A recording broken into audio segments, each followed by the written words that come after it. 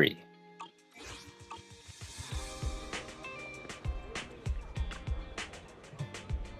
Manager, you here, and Miss Zora just arrived. Hello, Mr. Weiss. Miss Zora, regarding that matter, I'll be going with you to the outer ring later to meet Pulchra. I don't recall ever meeting her, but since I worked in the outer ring for a couple months, it's possible our paths crossed at some point. Wow, really? Thank you. Don't mention it. I hope this helps Miss Pulchra with whatever's on her mind. She's lucky to have friends like you. Will she see it that way? I hope she doesn't blame me for meddling. Several days ago, when the Sons of Caledon came to the city together. So the last time Pulchra was in the city with you, she may have come across someone important from her past. You found her. Her name is Zora, and she works as a sales representative at a water treatment equipment company. Pulchra seemed to have mixed emotions towards her. Caesar, I've been saying this all along. Pulchra has always had something on her mind. She just pretends like everything's fine. Young people are bound to have some troubles when it comes to social relationships. I can relate to the feeling. Since a member of the Sons of Caledon is troubled, it's up to all of us to find a solution. Roxy, Bernice. Did they just spell her name wrong? You're around her the most. Can I leave this to you? Don't worry about it. The proxy and I have already discussed it. If we asked Kitty to meet Miss Zora, she'll probably make all sorts of excuses.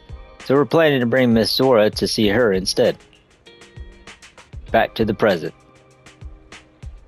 We're all here now. So should we get going, Miss Zora?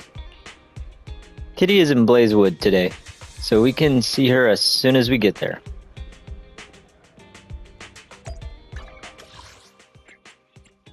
To the sage in a barrel. He's the closest one to her, apparently. Oh. Literally.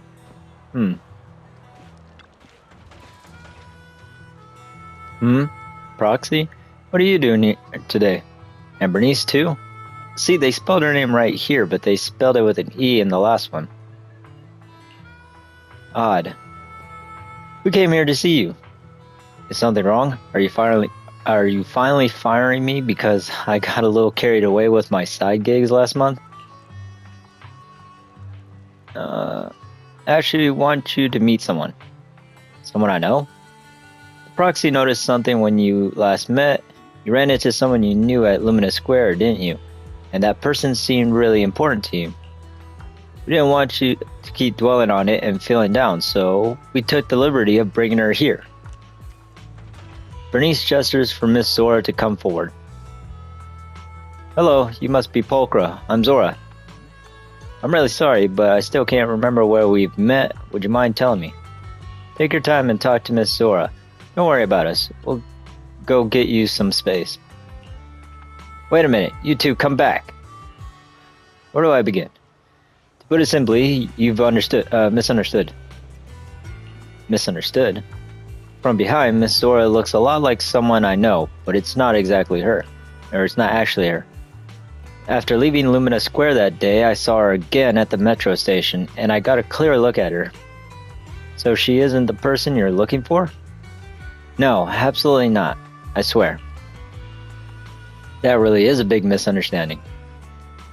Ahaha, in that case, we better get Miss Zora back to the city.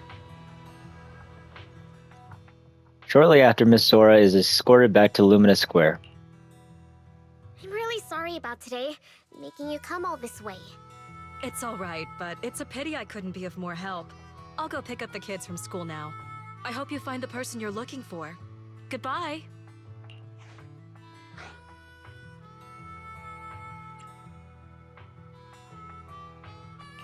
Seeing as it's still early, want to hang out at my place? Sure, sounds good. Hold on. Since you already know so much, don't you plan on asking me? who I mistook Miss Zora for, and why I was looking for her. Aw, Kitty, I'm so touched. You're so sweet for not being angry at us for sticking our noses into things. I was worried you'd be upset. To be honest, I feel the same. It's my fault for acting rashly. I'm sorry, Pulchra. You have my sincerest apologies. Don't worry, Kitty. If you don't want to say anything, we won't ask another word. Yep. That's right. Even friends can have their secrets. But that doesn't affect our friendship. If you ever need help, just let us know anytime. Friends. Never thought I'd hear that word again. Her name is Milena. Milena. Sounds like Pulchra's willing to tell us about her past. We grew up together in the poorest town in the Outer Ring.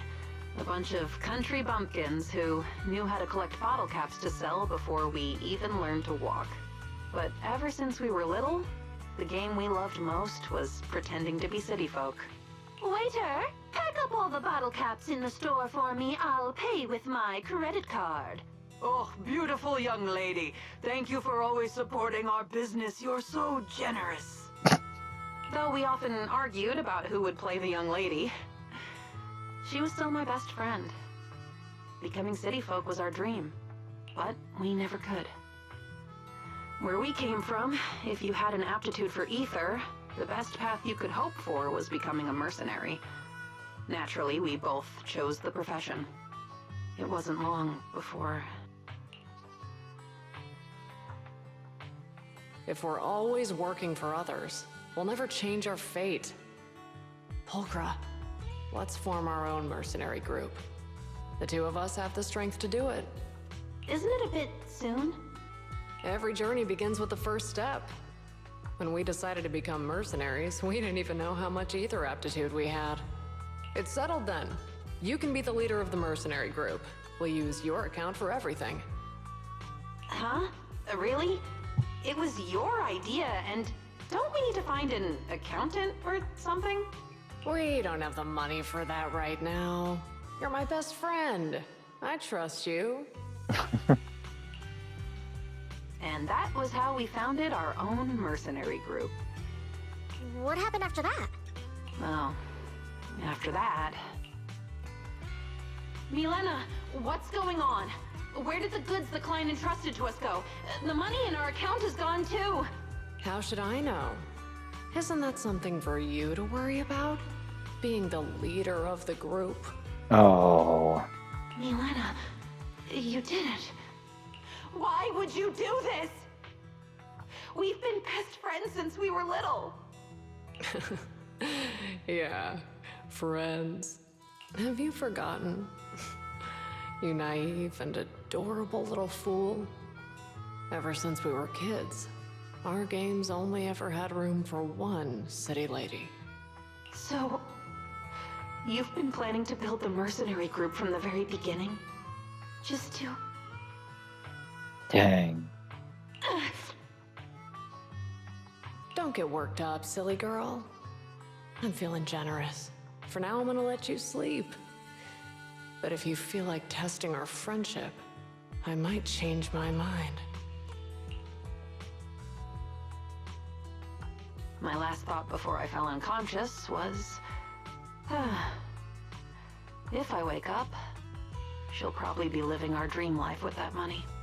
She spared my life, but left me with a debt I could never repay.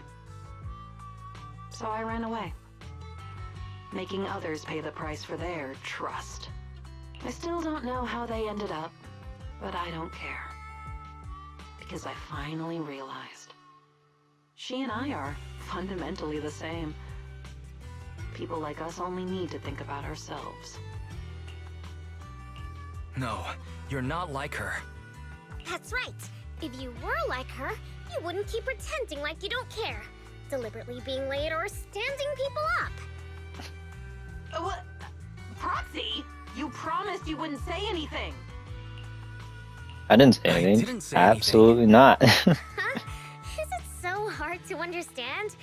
If Kitty doesn't want to do something, she wouldn't agree to it in the first place. Seems like everyone understands you better than you thought, Pulchra. Yep. Don't worry, Kitty. You're not like her, and neither are we. You said you don't dislike warm places. If you don't dislike friends either, I'll be your friend. Friends forever. Me too. You guys. Are you sure? Even if a Thyran agrees to shake hands with you, their sharp claws won't just disappear, you know. Pulchra, you mean... Yeah. I might never be the friend you imagined. Are you finally agreeing to let me touch your little toe beads? Oh my Yay! god, Bernice. What nonsense are you talking about? That's not what I meant. Get off me!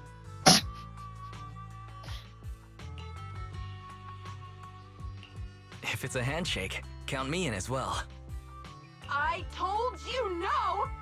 Get away! Stay away from me! I'll call for public security! The mask covered most of her expression, but her exposed ears are turned red. Pulchra, perhaps it's like you said, life isn't about always staying together just by holding on to hope. But right now, welcome to this warm place and holding on to hope together.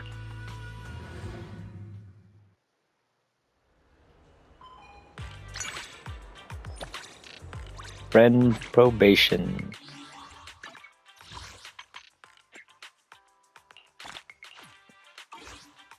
Got the title. And then